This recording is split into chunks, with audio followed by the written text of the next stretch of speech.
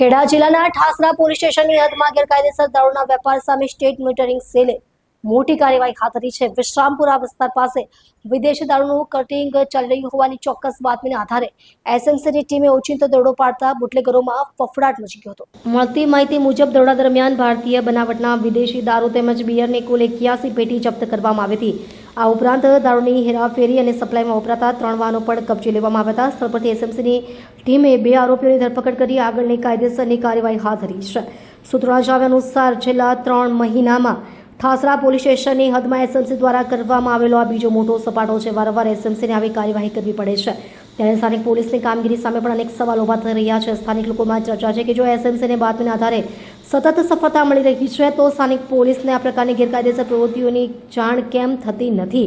શું બુટલેગરો બેફામ બની ગયા છે કે પછી તેમની પાછળ કોઈની રહેમ નજર છે? આવા અનેક પ્રશ્નો હાલ લોકોમાં ચર્ચાનો વિષય બન્યા છે।